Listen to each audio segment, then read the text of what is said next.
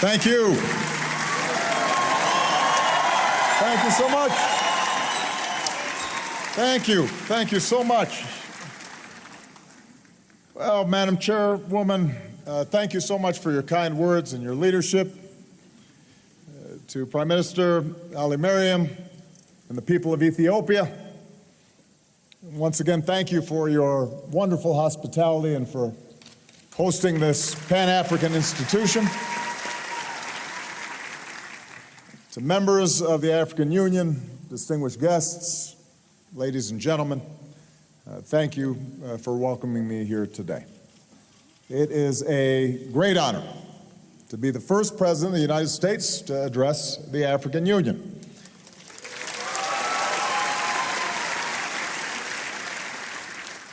I'm grateful for this opportunity to speak to the representatives of more than 1 billion people of the great African continent. We're joined today by citizens, by leaders of civil society, by faith communities, and I'm especially pleased to see so many young people who embody the energy and optimism of today's Africa. Hello. Thank you for being here. I stand before you as a proud American. I also stand before you as the son of an African.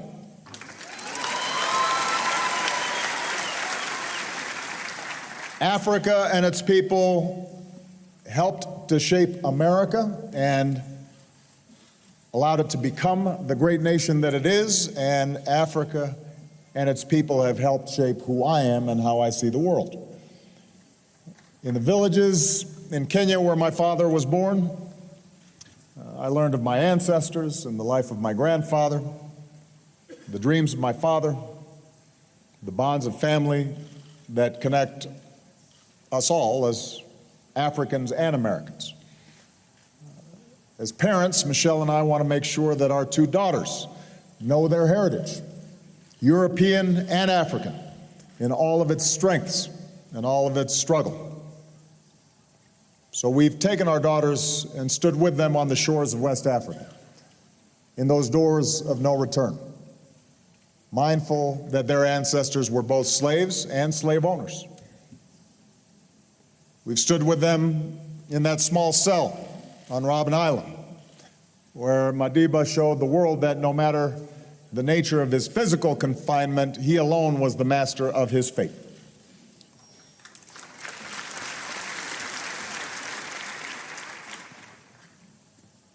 For us, for our children, Africa and its people teach us a powerful lesson: that we must uphold the inherent dignity of every human being.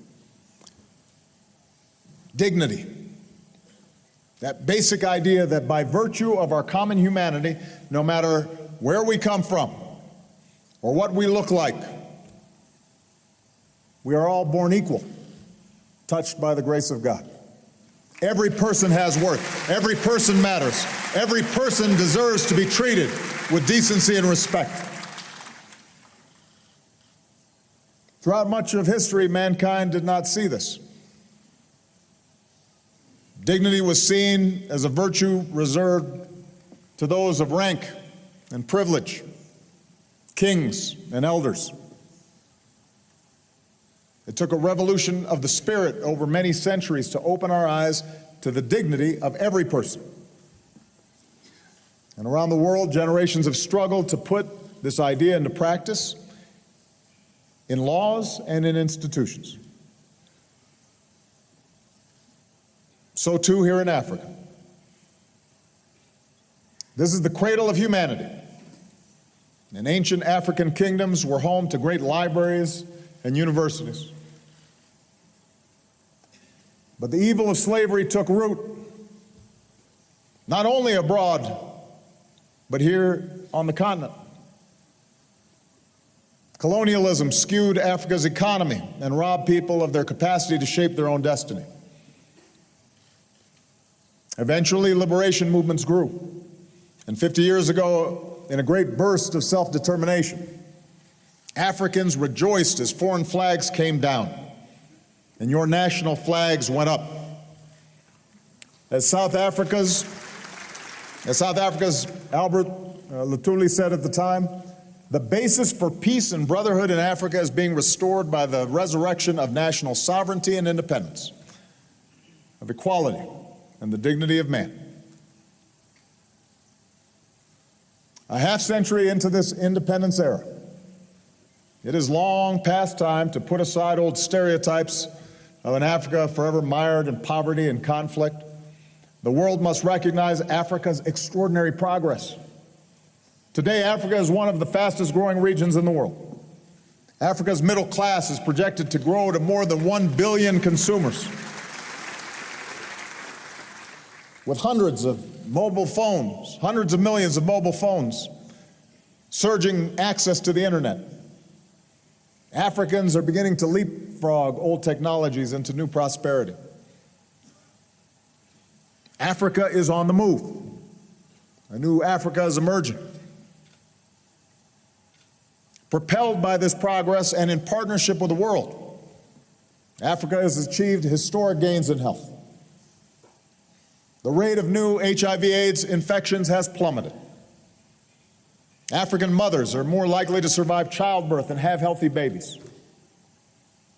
Deaths from malaria have been slashed, saving the lives of millions of African children. Millions have been lifted from extreme poverty. Africa has led the world in sending more children to school. In other words, more and more African men, women, and children are living with dignity and with hope.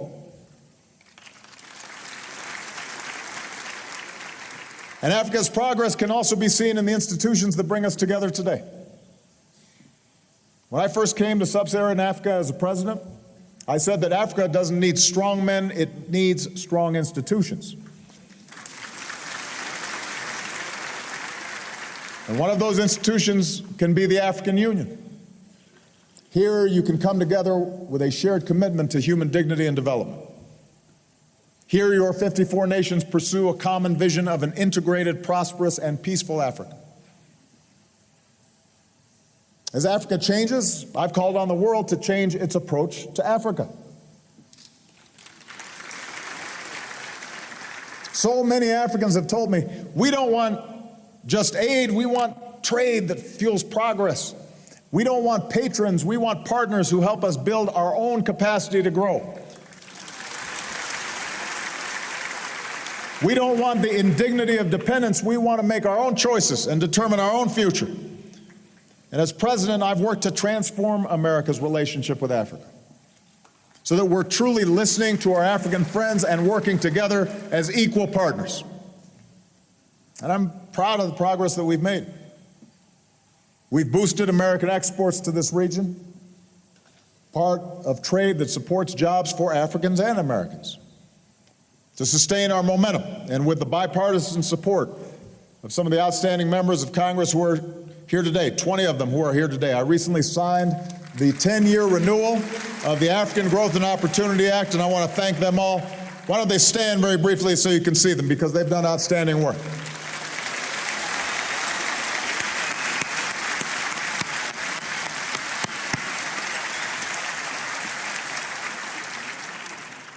We've launched major initiatives to promote food security and public health and access to electricity, and to prepare the next generation of African leaders and entrepreneurs, investments that will help fuel Africa's rise for decades to come. Last year, as the chairwoman noted, I welcomed nearly 50 African presidents and prime ministers to Washington so we could begin a new chapter of cooperation. And by coming to the African Union today, I'm looking to build on that commitment. I believe Africa's rise is not just important for Africa, it's important to the entire world. We will not be able to meet the challenges of our time, from ensuring a strong global economy, to facing down violent extremism, to combating climate change, to ending hunger and extreme poverty, without the voices and contributions of 1 billion Africans.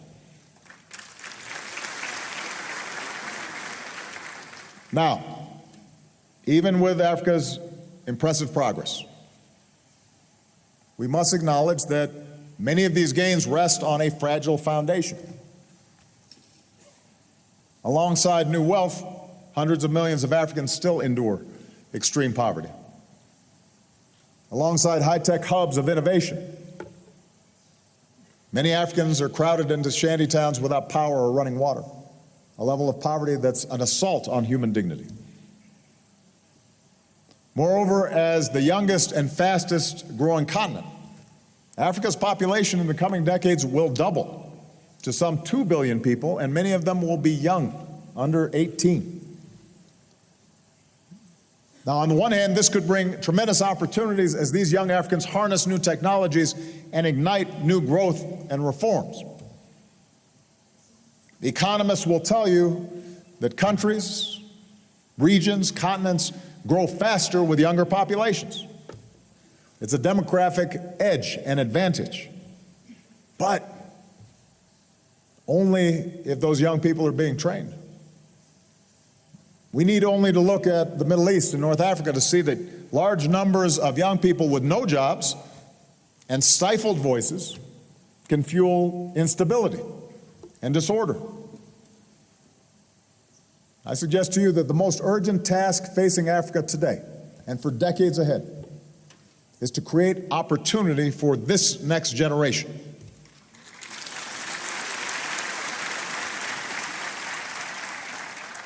And this will be an enormous undertaking. Africa will need to generate millions more jobs than it's doing right now, and time is of the essence.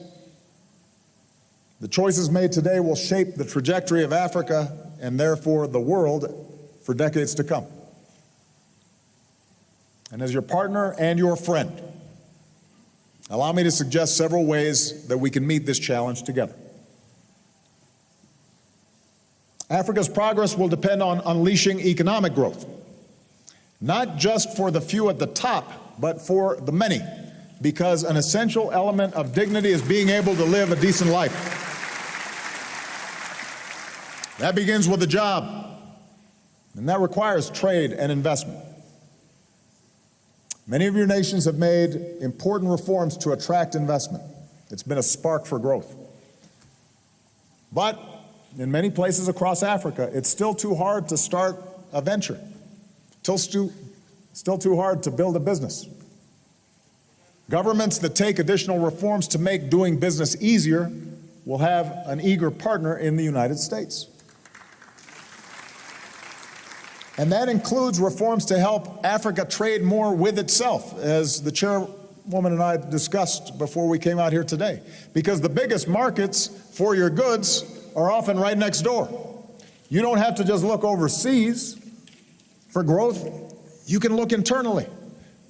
And our work to help Africa modernize customs and border crossings started with the East African community. Now we're expanding our efforts across the continent, because it shouldn't be harder for African countries to trade with each other than it is for you to trade with Europe and America. Now, most U.S. trade with the region is with just 3 countries: South Africa, Nigeria, and Angola. And much of that is in the form of energy. I want Africans and Americans doing more business together in more sectors, in more countries. So we're increasing trade missions to places like Tanzania, Ethiopia, Mozambique. We're working to help more Africans get their goods to market. Next year, we'll host another U.S.-Africa Business Forum to mobilize billions of dollars in new trade and investment. So we're buying more of each other's products and all growing together. Now, the United States isn't the only country that sees your growth as an opportunity, and that is a good thing. When more countries invest responsibly in Africa, it creates more jobs and prosperity for us all. So I want to encourage everybody to do business with Africa. And African countries should want to do business with every country. But economic relationships can't simply be about building countries' infrastructure with foreign labor or extracting Africa's natural resources. Real economic partnerships have to be a good deal for Africa. They have to create jobs and capacity for Africans. And that includes the point that Chairwoman Zuma made about illicit flows with multinationals, which is one of the reasons that we've been a leading advocate working with the G7 to assist in making sure that there's honest accounting when businesses are investing here in here in Africa, and making sure that capital flows are properly accounted for. That's the kind of partnership America offers. Nothing will unlock Africa's economic potential more than ending the cancer of corruption. And you are right that it is not just a problem of Africa, it is a problem of those who do business with Africa. It is not unique to Africa. Corruption exists all over the world, including in the United States. But here in Africa, corruption drains billions of dollars from economies that can't afford to lose billions of dollars. That's money that could be used to create jobs and build hospitals and schools. And when someone has to pay a bribe just to start a business or go to school or get an official to do the job they're supposed to be doing anyway, that's not the African way. It undermines the dignity of the people you represent. Only Africans can end corruption in their countries. As African governments commit to take action, the United States will work with you to combat illicit financing and promote good governance and transparency and rule of law. And we already have strong laws in place that say to U.S. companies, you can't engage in bribery to try to get business, which not all countries have. And we actually enforce it and police it. And let me add that criminal networks are both fueling corruption and threatening Africa's precious wildlife, and with it, the tourism that many African economies count on. So America also stands with you in the fight against wildlife trafficking. That's something that has to be addressed. But ultimately, the most powerful antidote to the old ways of doing things is this new generation of African youth. History shows that the nations that do best are the ones that invest in the education of their people.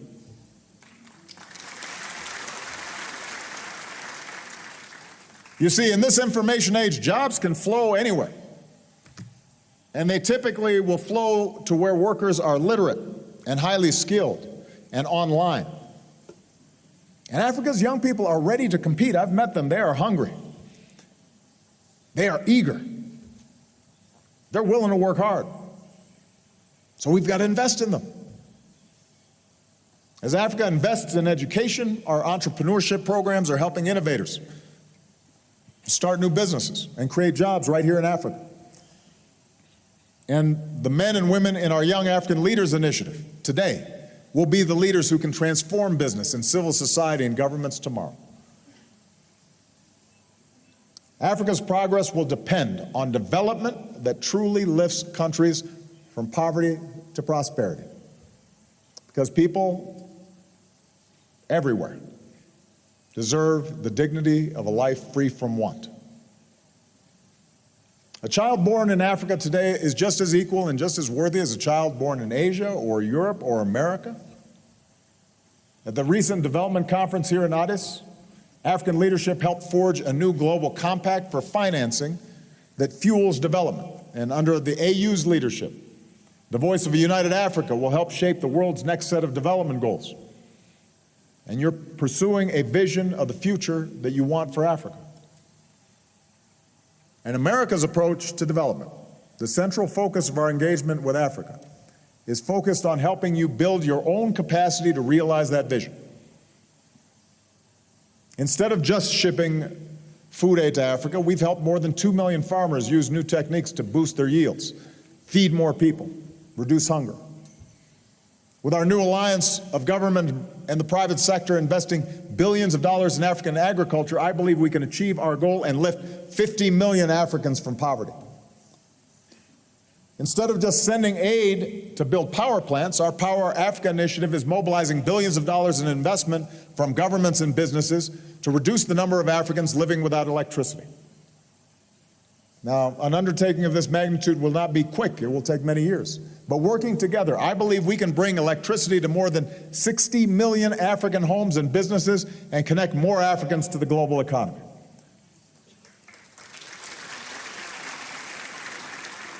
Instead of just telling Africa, you're on your own in dealing with climate change, we're delivering new tools and financing to more than 40 African nations to help them prepare and adapt. By harnessing the wind and sun, your vast geothermal energy, and rivers for hydropower, you can turn this climate threat into an economic opportunity. And I urge Africa to join us in rejecting old divides between North and South so we can forge a strong global climate agreement this year in Paris. Because sparing some of the world's poorest people from rising seas, more intense droughts, shortages of water and food is a matter of survival and a matter of human dignity. Instead of just sending medicine, we're investing in better treatments and helping Africa prevent and treat diseases. As the United States continues to provide billions of dollars in the fight against HIV/AIDS, and as your countries take greater ownership of health programs, we're moving toward a historic accomplishment: the first AIDS-free generation.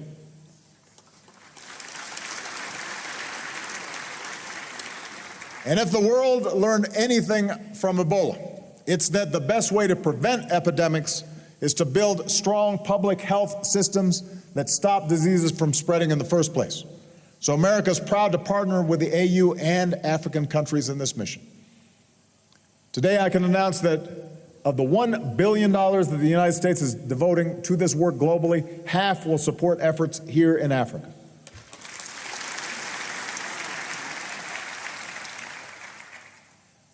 I believe Africa's progress will also depend on democracy, because Africans, like people everywhere, deserve the dignity of being in control of their own lives.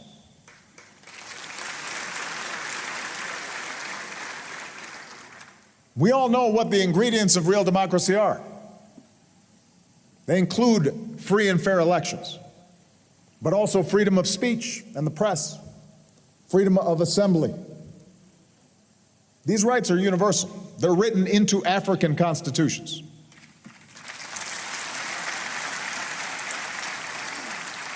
The African Charter on Human and People's Rights declares that every individual shall have the right to the respect of the dignity inherent in a human being. From Sierra Leone, Ghana, Benin, to Botswana, Namibia, South Africa, democracy has taken root.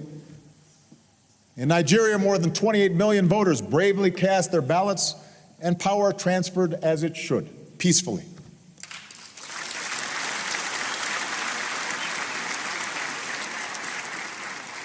Yet at this very moment, these same freedoms are denied to many Africans. And I have to proclaim, democracy is not just formal elections.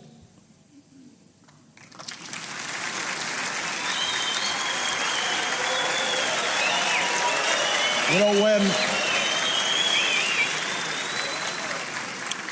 when journalists are put behind bars for doing their jobs, or activists are threatened as governments crack down on civil society, then you may have democracy in name but not in substance. And I'm convinced that nations cannot realize the full promise of independence until they fully protect the rights of their people.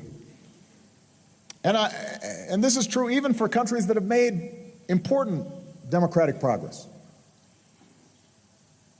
As I indicated during my visit to Kenya, the remarkable gains that country has made with a new constitution, with its election, cannot be jeopardized by restrictions on civil society.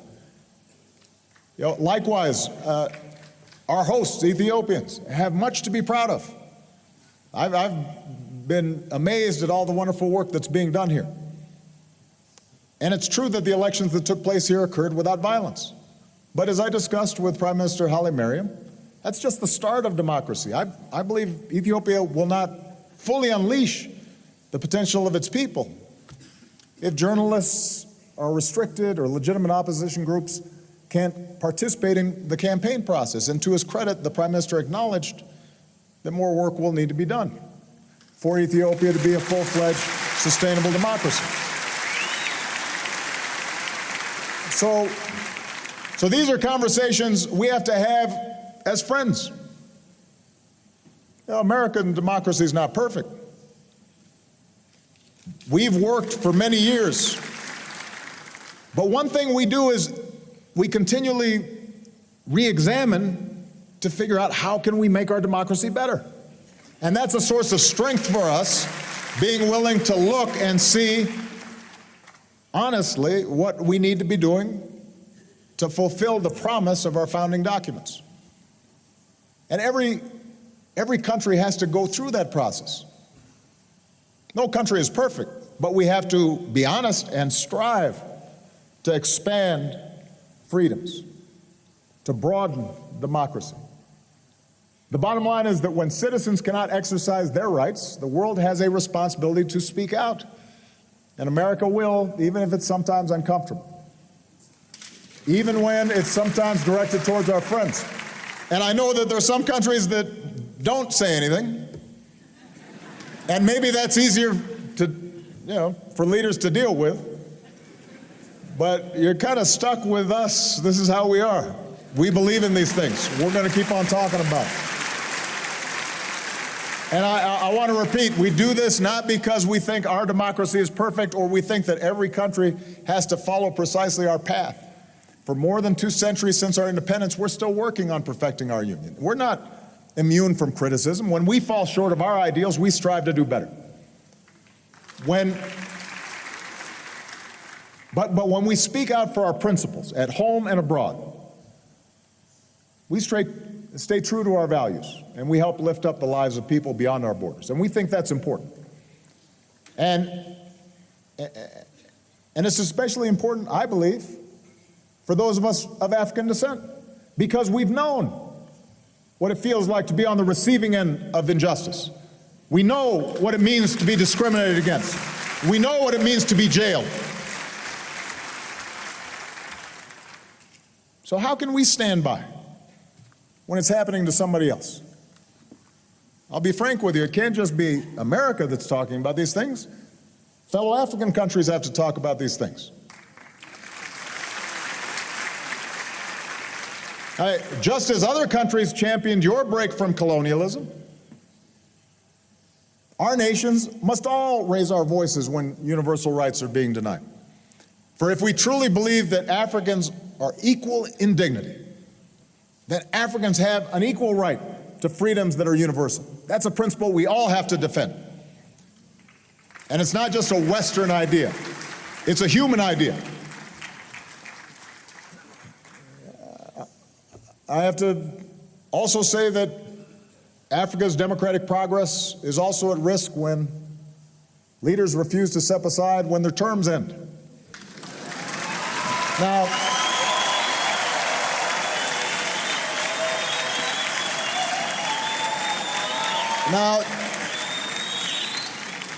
let me be honest with you. I do not understand this.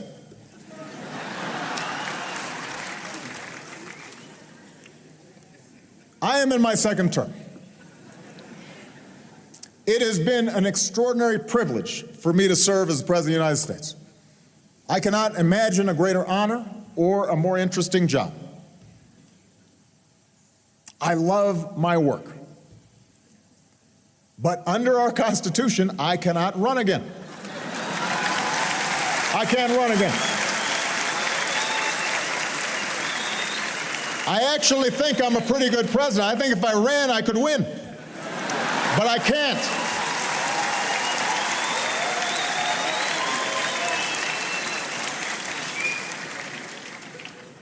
So there's a lot that I'd like to do to keep America moving, but the law is the law.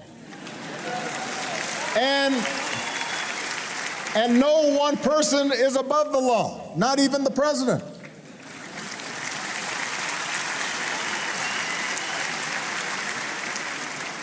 And I'll be honest with you, I'm looking forward to life after being president. I won't have such a big security detail all the time. It means I can go take a walk. I can spend time with my family. I can find other ways to serve. I can visit Africa more often.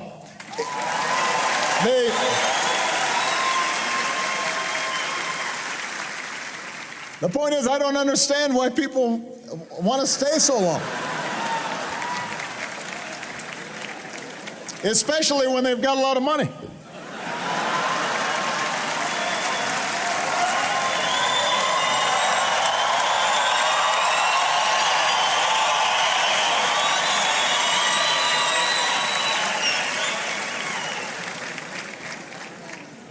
When a leader tries to change the rules in the middle of the game just to stay in office, it risks instability and strife, as we've seen in Burundi.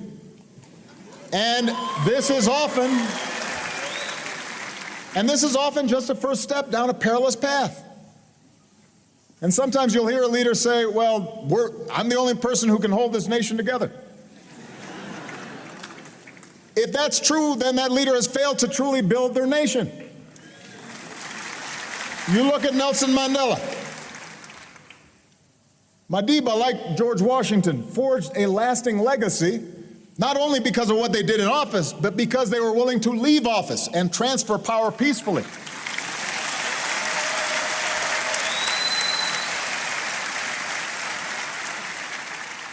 And just as the African Union has condemned coups and illegitimate transfers of power, the AU's authority and strong voice can also help the people of Africa ensure that their leaders abide by term limits and their constitutions.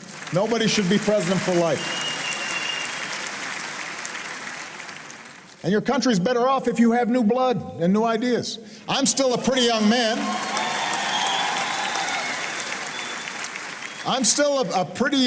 But I know that somebody with new energy and new insights will be good for my country. It will be good for yours too in some cases. Africa's progress will also depend on security and peace, because an essential part of human dignity is being safe and free from fear. In Angola, Mozambique, Liberia, Sierra Leone, we've seen conflicts end and countries work to rebuild. But from Somalia and Nigeria to Mali and Tunisia, terrorists continue to target innocent civilians. Many of these groups claim the banner of religion, but hundreds of millions of African Muslims know that Islam means peace.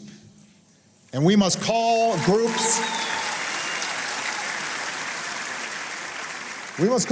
like Al-Qaeda, ISIL, Al-Shabaab, Boko Haram, we must call them what they are, murderers.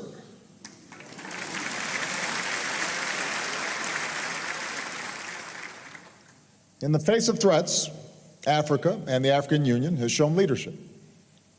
Because of the AU force in Somalia, Al-Shabaab controls less territory and the Somali government is growing stronger. In Central Africa, the AU-led mission continues to degrade the Lord's Resistance Army.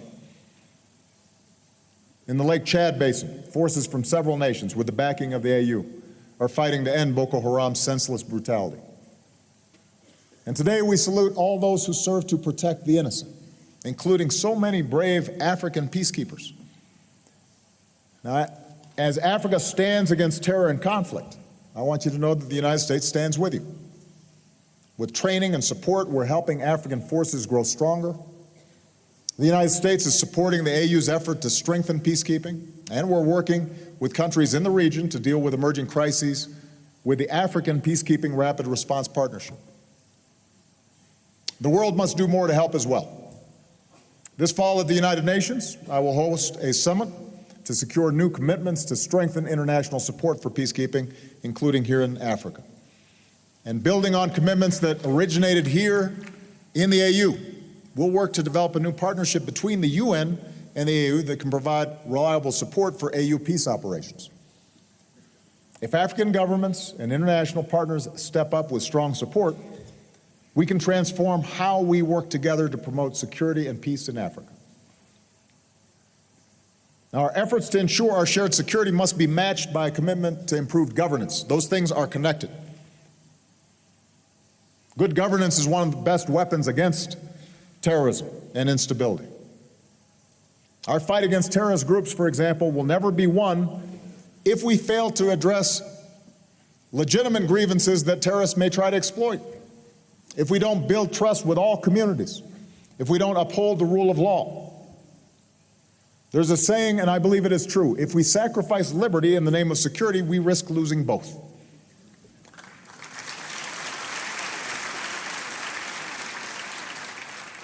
This same seriousness of purpose is needed to end conflicts.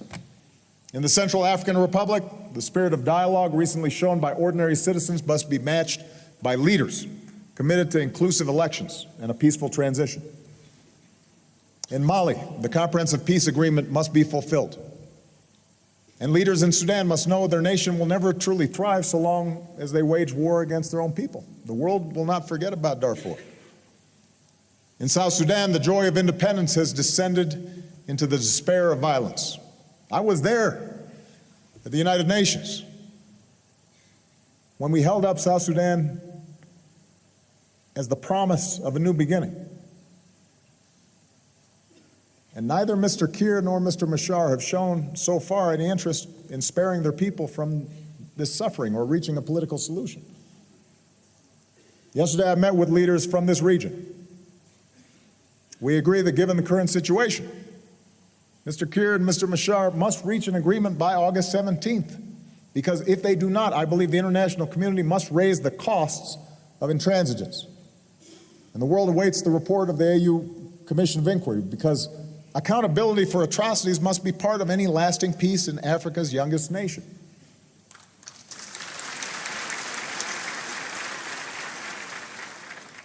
And finally, Africa's progress will depend on upholding the human rights of all people, for if each of us is to be treated with dignity, each of us must be sure to also extend that same dignity to others. As president, I make it a point to meet with many of our young African leaders, and one was a young man from Senegal. He said something wonderful about being together with so many of his African brothers and sisters. He said, "Here I have met Africa, the Africa I've always believed in. She's beautiful, she's young, she's full of talent and motivation and ambition." I agree. Africa is the beautiful, talented daughters who are just as capable as Africa's sons. And as a father, I believe that my two daughters have to have the same chance to pursue their dreams as anybody's son, and that same thing holds true for girls here in Africa. Our girls have to be treated the same. We can't let old traditions stand in the way. The march of history shows that we have the capacity to broaden our moral imaginations. We come to see that some traditions are good for us. They keep us grounded. But that in our modern world, other traditions set us back. When African girls are subjected to the mutilation of their bodies or forced into marriage at the ages of 9 or 10 or 11, that sets us back. That's not a good tradition. It needs to end.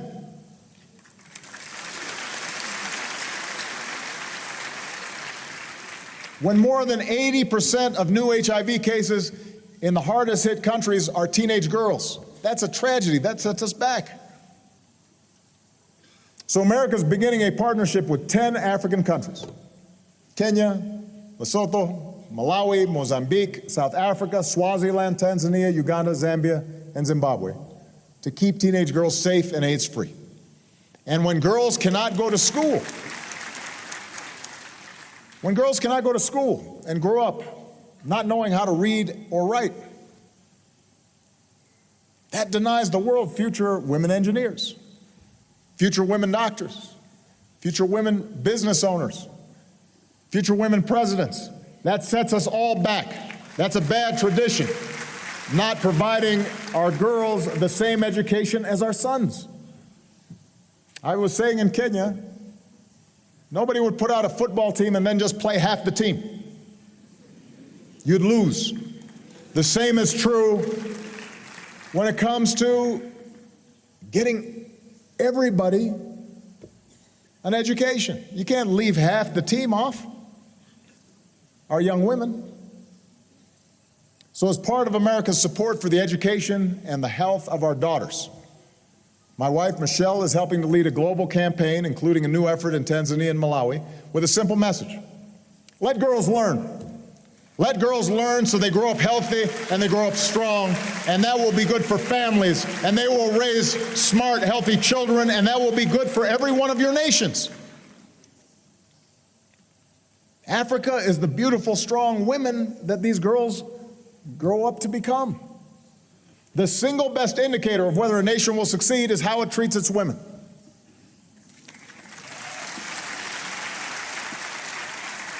When women have health care and women have education, families are stronger, communities are more prosperous, children do better in school, nations are more prosperous.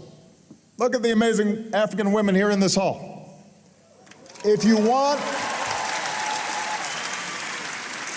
want your country to grow and succeed, you have to empower your women. And if you want to empower more women, America will be your partner. Let's work together. Let's work together to stop sexual assault and domestic violence. Let's make clear that we will not tolerate rape as a weapon of war. It's a crime, and those who commit it must be punished. Let's lift up the next generation of women leaders who can help fight injustice and forge peace and start new businesses and create jobs. And some might hire some men, too.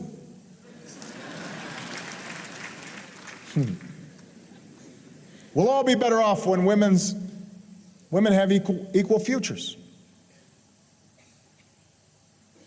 And Africa is the beautiful tapestry of your cultures and ethnicities and races and religions. Last night, we saw this amazing dance troupe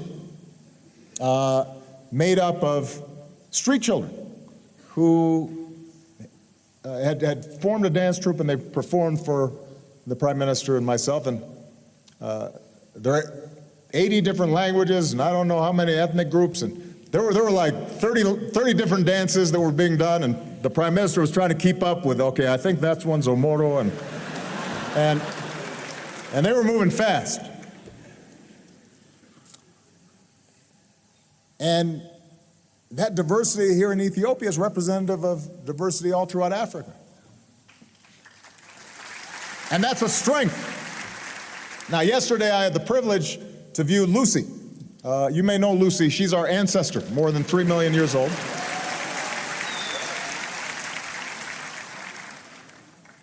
In this tree of humanity, with all of our branches and diversity, we all go back to the same root. We're all one family. We're all one tribe. And yet so much of the suffering in our world stems from our failure to remember that, to not recognize ourselves in each other. We think because somebody's skin is slightly different, or their hair is slightly different, or their religious faith is differently expressed, or they speak a different language, that it justifies somehow us treating them with less dignity. And that becomes the source of so many of our problems. And we think somehow that we make ourselves better by putting other people down. And that becomes the source of so many of our problems. When we begin to see each other as somehow less than ourselves, when we succumb to these artificial divisions of faith or sect or tribe or ethnicity, then even the most awful abuses are justified in the minds of those who are thinking in those ways. And in the end, abusers lose their own humanity as well.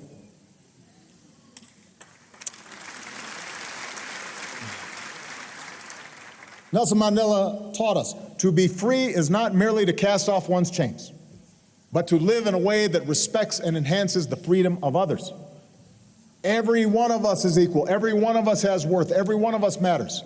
And when we respect the freedom of others, no matter the color of their skin or how they pray or who they are or who they love. We are all more free. Your dignity depends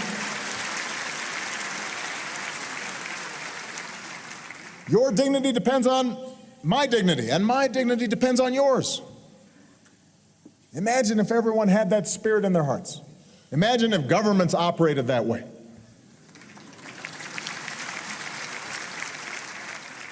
Just imagine what the world could look like, the future that we could bequeath these young people. Yes, in our world, old thinking can be a stubborn thing. That's one of the reasons why we need term limits. Old people think old ways. And you can see my gray hair, I'm getting old. The old ways can be stubborn, but I believe the human heart is stronger. I believe hearts can change. I believe minds can open. That's how change happens. That's how societies move forward. It's not always a straight line. Step by halting step. Sometimes you go forward, you move back a little bit. But I believe we are marching. We are pointing towards ideals of justice and equality. That's how your nations won independence. Not just with rifles, but with principles and ideals. That's how African Americans won our civil rights. That's how South Africans, black and white, tore down apartheid. That's why I can stand before you today as the first African American president of the United States.